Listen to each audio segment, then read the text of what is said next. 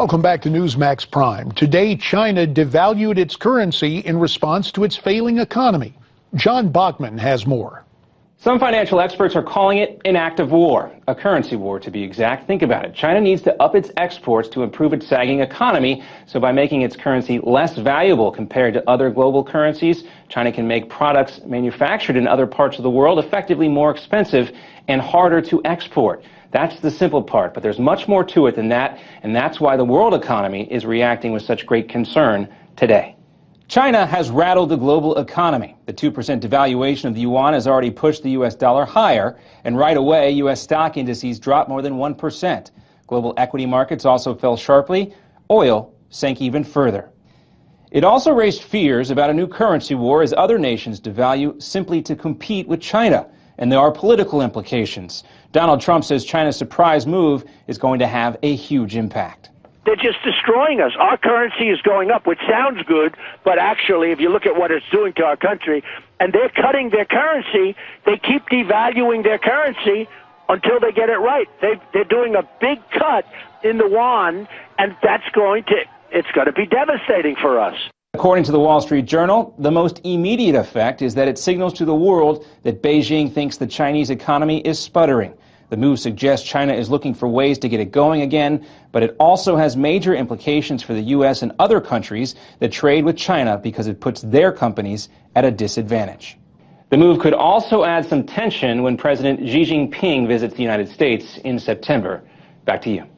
Thanks very much, John. For more on this story, let's bring in Peter Schiff, the CEO of Euro-Pacific Capital. He joins us via Skype from Connecticut. We heard Donald Trump say this will be devastating to the U.S. Peter, do you agree with that assessment?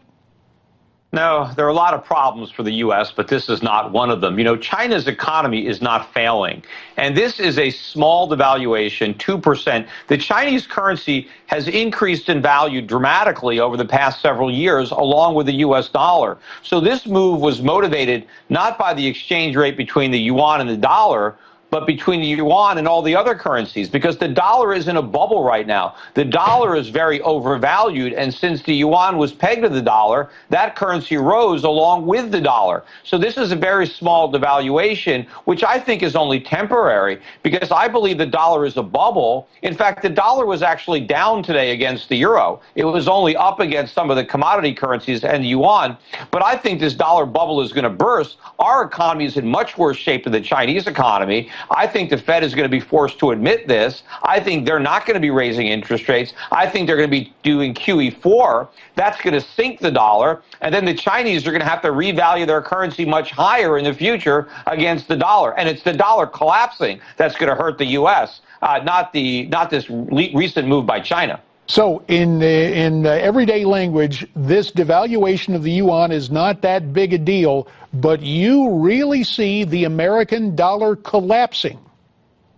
Absolutely. I mean, it's propped up based on hope, based on hype, based on speculation. We have an enormous trade deficit, with China. Obviously, the Chinese economy is better than ours. They produce all the things that we can't produce. All the goods that Americans want to consume, they're made in China. We don't make anything the Chinese want to consume. I mean, I guess some motion pictures and music, but that's about it. All the real products are manufactured over there. Their economy is far more powerful, far more dynamic than the American economy. That's why we have these big deficits. But people believe in the myth of this U.S. economy. They believe that this bubble is genuine. They made the same mistake in the late 1990s. They made the same mistake, before the financial crisis of 2008. They're making a mistake again. We are on the verge of a much worse financial crisis than the one we went through in 2008, and it's going to take the form of a currency crisis. You're talking about currency wars. America is going to win the currency war, which is a race to the bottom, right? And you don't want to win a currency war,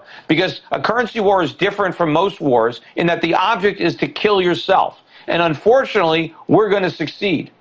And mindful of that, internationally, does that mean the yuan replaces the dollar as the international base currency?